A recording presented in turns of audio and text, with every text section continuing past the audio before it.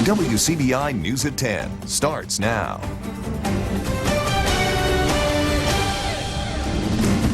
Thank you for joining us tonight.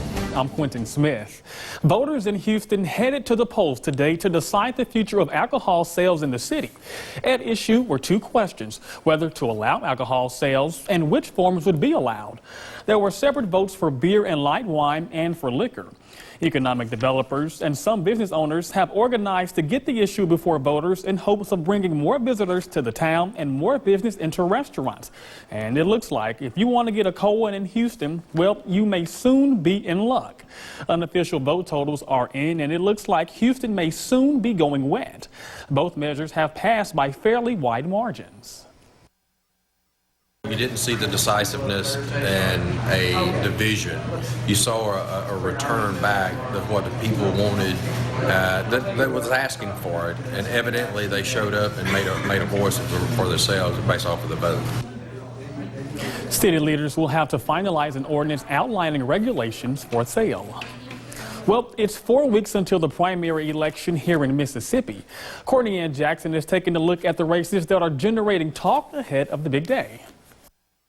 As the ads pick up and the door knocking continues, Millsap's political science professor Dr. Nathan Schrader says he's interested to see what turnout looks like next month. He's hoping it will be better than last year's primary numbers. Turnout was abysmal. It was just a bit over 13%.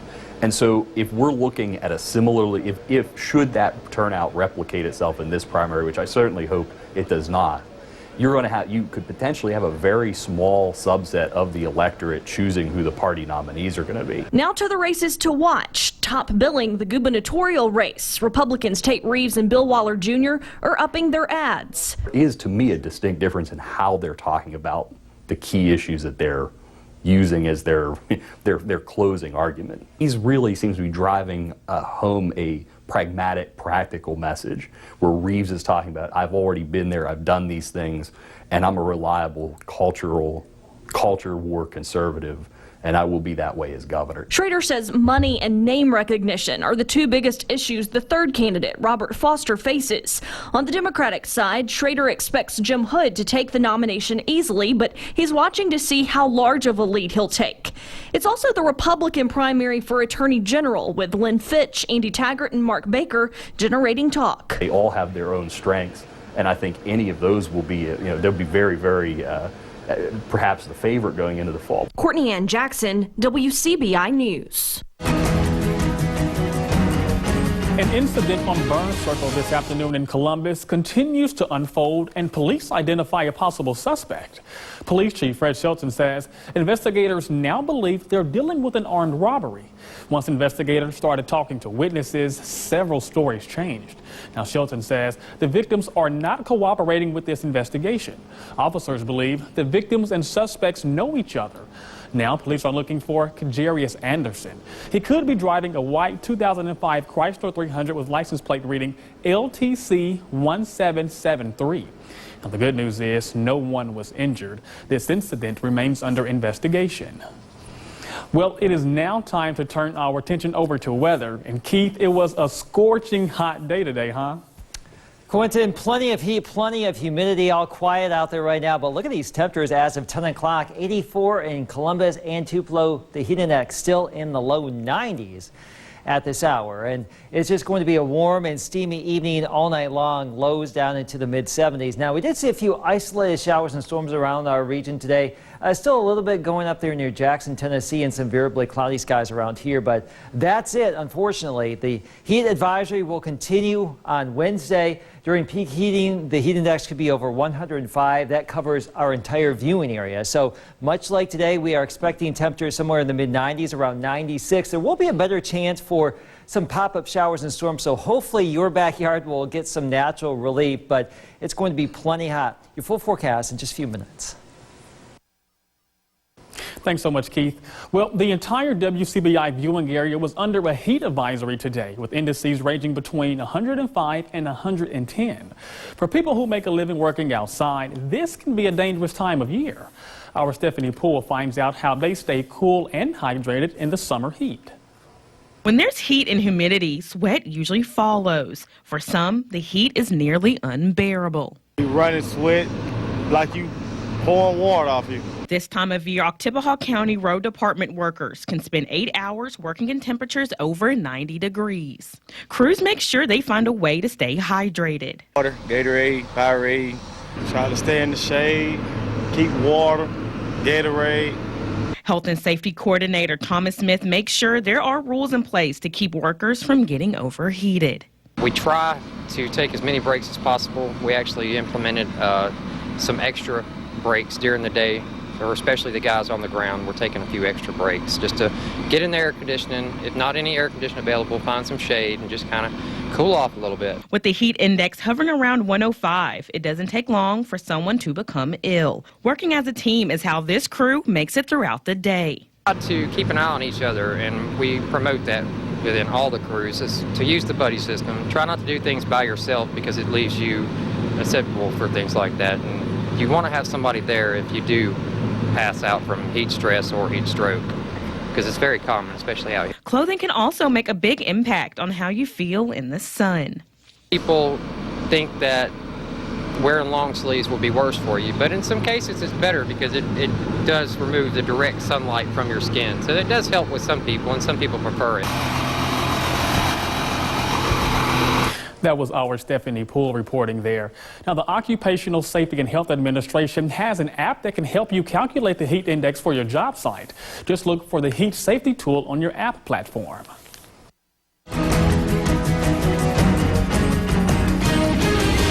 Well, temperatures hit the upper 90s today along Mississippi's Gulf Coast.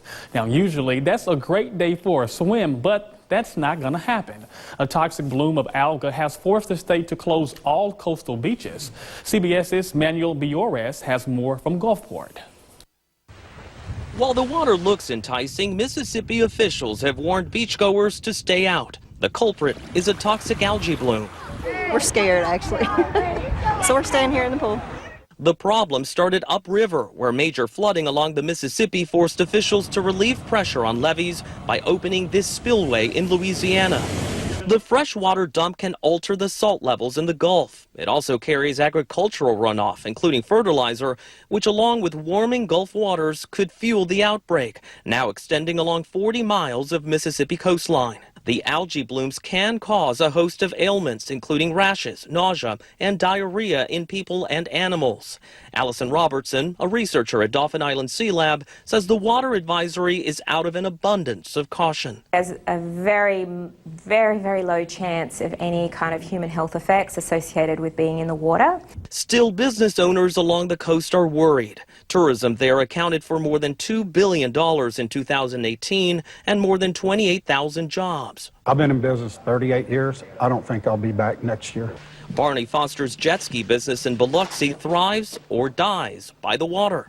Last year was good, so he invested in 28 new jet skis. They came in here on July 3rd at 6 o'clock in the evening and shut us down. Told us we could not put those skis in the water.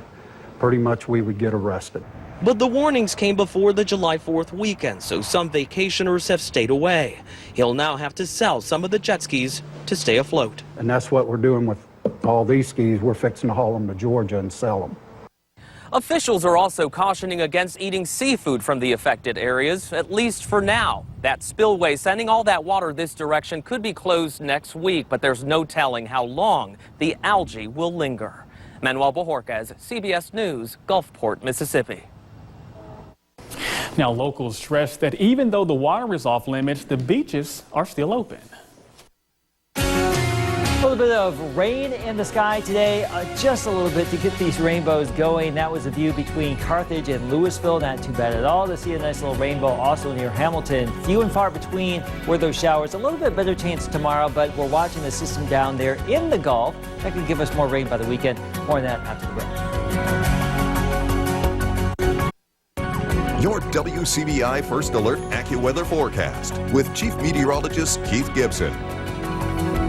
Our time lapses from this evening, the setting sun, and also a few showers and isolated thunder showers out there. So a bit of everything, but most spots not seeing any rain today. a very warm day, the hottest day of the year so far in Columbus and Tupelo with a high of 97. Still some showers and storms going over here in northeastern Alabama, but those are falling apart. So really pretty quiet around here, pretty warm too. 84 in Columbus and in Tupelo with the heat index still in the low 90s. Very warm considering it is already after 10 o'clock at night. 75 degrees, mostly clear, staying muggy tonight. You know the drill. Keep your favorite fan and favorite air conditioner on the high setting because you'll need it tonight and for tomorrow too. 7 o'clock, 77, noon, 92 already, the heat index into the triple digits. And much like today, mid-90s for highs with a better chance for some of those scattered pop-up showers and storms. So consider yourself lucky if you happen to see a storm tomorrow because we'll need it with those temperatures still in the mid-90s. But we are advertising the heat index in the triple digits tomorrow and for Thursday too. And then after that, we may start to trend downward a little bit as far as the temperature is concerned. We'll see though. You can see Futurecast picking up on some of those pop-up showers and storms tomorrow. 30–40% coverage, and some of those could carry over into the early evening before they fizzle. On Thursday, we actually do have a weak frontal boundary coming on in from the northwest, and we may see some showers and storms converge on some sort of axis across our region, and that would give us a better chance for some showers and storms versus where we have been. So again, perhaps some natural relief from the heat. Now, the big story over the next few days will be this blob, which is currently just a blob. This could actually form into a tropical system, a tropical storm or depression here soon. The water temperature very, very warm, well into the mid-80s. There's a 90% chance of development. The hurricane hunters are going to fly in there tomorrow and see what's going on. Models are still taking the system, assuming it forms. You got to form the system first, and then taking it back to the west towards Louisiana later this week. And then some of them are curving them back to the north. So that will put our area on the eastern side of it. Now, the big wild card here is where's it going to go? There's an area of high pressure out west. That could actually build back to the east. Don't know if it's going to do that yet, but if it builds east, it would direct the system back to our west. Now, if that doesn't happen, there's a little weakness back up to the north across the Great Lakes. That could actually force the thing back up north towards us through the Mississippi River Valley this weekend. That would give us a chance for some heavy rain and perhaps one of those tropical tornadoes if we are on the eastern side of it. This is one high-resolution model. There's that front coming on down. And notice how the track is back to the west towards Louisiana through Friday night, Saturday morning. Now, this is just one solution. We'll keep you updated because there's a lot of variables at play here, and we just do not know what's going to happen with this system. But we are hedging the bet here for the weekend, raising rain chances, dropping the temperature just in case we get a little taste of that system. But Wednesday and Thursday will be very hot. A group of Starkville teenagers are still trying to cope with the loss of a friend. We find out how they're moving forward when we come back. Welcome back. This week in Starkville, it seems as if the whole town is mourning Lake Little, a recent high school graduate. She died in a plane crash on Saturday. Our Riley Livingston spoke with some of her closest friends about the lake they knew and how they're trying to heal the hole left in their heart by her passing. They always imagined themselves this way, but in a split second, everything changed. And for Becca Breckenridge and Caden Cutshaw, their group of 3 is now a group of 2. It's definitely been hard. Spending the night last night, we were talking about how weird it was. Yeah, not having a third person her there. Because, like I said, she was just part of the crew. Yeah. And, you know, she always was kind of like the life of the party. She kept everybody together, and, you know, she was always the loudest one. Halfway between high school and college, this summer, they say she was doing what she loved. She was so passionate about it. When we were younger, she'd always say, I just don't have my niche. Like, all y'all know what y'all want to do, but I just don't know. And then we went on an Italy trip together, and 2 weeks when we got back, she discovered her love for flying. And then she just took off with it. And, you know, flying, I feel like was kind of cool that she had come into that because my dad flies planes too. And so she would always come over here and love to talk to him about everything that was going on. And he was the one that had gotten her kind of interested in Civil Air Patrol because she was saying how she was thinking about being in the Air National Guard. And my dad was like, this would be a great step for you. Becca and Caden say Lake was always honest and always had their best interest at heart. She would always tell us exactly what she thought about whatever we were doing. If we needed to hear it. Yeah. And we didn't want to. Yeah. I mean, sometimes it was tough to hear what she had to say, but in the end, she was always right about it. She was just looking out for us. She truly always had our back. She really did. She was a good friend. The 2 are leaning on each other and their memories. She was so brave and bold in everything that she did. And so we just have to remember to always try to be like that throughout the rest of our lives. She always said, don't stay in your comfort zone. Always do something, that feels new. And I think I'll always just push myself out there, and I'll remember her by carrying on her legacy, and we'll always talk about our memories together and just make sure that she's not forgotten. That was Riley Livingston reporting there. Now we want to leave with you some good advice and perhaps a life lesson from the young inspirational woman. Be brave, be bold, and don't stay in your comfort zone. Funeral arrangements are still pending. The high school football tour continues. We make the trip to Tishomingo County to visit the Belmont Cardinals. See the preview next in sports.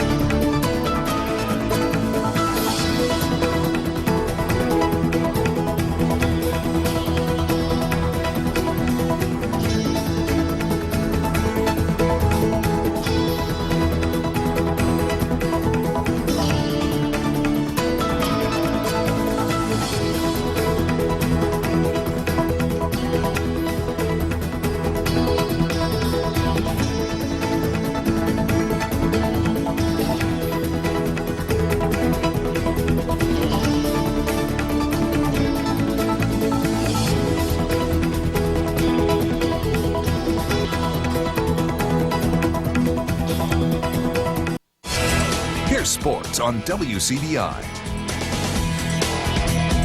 Thanks for tuning in. I'm Chris Bolton.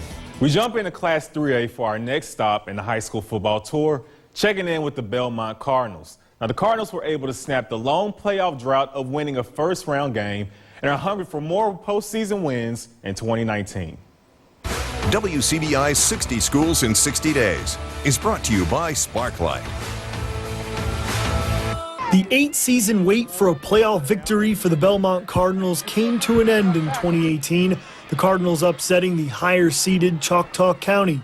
Now that this group of players has experienced the feeling of playoff success, they're hungry for more. It gave us a lot of confidence for this year, and we just want to build off of it and win more. I'd definitely say it gives us a lot of hope because we've already done it once. That definitely means we can do it twice. It definitely takes a lot to win a playoff game, but if we work as hard as we did last year, I definitely think we'll be able to. The Cardinals will need to replace a lot of production, mainly in the secondary, and replacing 1,200 yards rushing and 120 tackles from Parker Bolton. New guys will need to step up, but Belmont will be able to rely on returning starters in the trenches, as well as another season with dual-threat quarterback Garrett Rooker under center. I expect to hopefully lead this team better than I did last year and be more successful than what we were last year. We have a bunch of young guys coming in that's going to fill these positions, and they're going to be pretty good at it. Playoff appearances are tradition in Belmont. The Cardinals playing into November in 15 of the last 17 seasons. This group of seniors believes a deep playoff run is coming up next. This past couple of years, we've gotten a lot closer, and we've had winning seasons and doing better, and I think we're on the right track this year. Belmont kicks off 2019 with a home matchup against the Smithville Seminoles. With the Cardinals on the high school football tour, Tom Ebel, WCBI Sports. 60 Schools in 60 Days with Belmont High School was brought to you by Belmont Pharmacy. Now, as we continue the tour, tomorrow we'll take a look at Boonville. Then Thursday, we'll take a look at Nettleton. On Friday, we'll check out Amory. And on Saturday, we'll take a look at the defending state champs of 3A, Water Valley. Now, for those keeping track at home, go to our Twitter and Facebook accounts at WCBI End Zone to see the schedule. And if you miss any stops along the way, you can always go watch them on our website at WCBI.com. Now, Hail State Hoops will come home with hardware, hoping to come home with the medal that they wanted. Mississippi State defeating Japan in the semifinals Tuesday, advancing to the gold medal game to take on Australia. Now, tip-off for the game is set for 1 p.m. tomorrow. Now, the Bulldogs, representing the United States, taking on Australia. The game will be broadcasted on FISU.TV. Now, it's online only, and it's free to sign up as well. Now, the star on the international tour for the Bulldogs is freshman Rakia Jackson, as she is averaging 22.6 points per game in the tournament. And the Rally Dogs meaning more than baseball for Hail State Hoops. Of the Bulldogs' 5 wins, 4 have been fourth quarter comebacks. Now, staying in college basketball, Kermit Davis and the Rebels securing its non-conference schedule and got some big games added on it as well. Another home game taken on Seattle on November 19th. Then they'll go to Memphis on November 23rd for rivalry hoops. Now, this Memphis team is projected as a top 25 team. They also bring in the country's top recruiting class, so that should be a great matchup. Then the Ole Miss Rebs will take on Southeastern Louisiana in Jackson December 21st and will make a trip to Wichita State on January 4th. Ole Miss will also compete in the tip-off tournament in Brooklyn.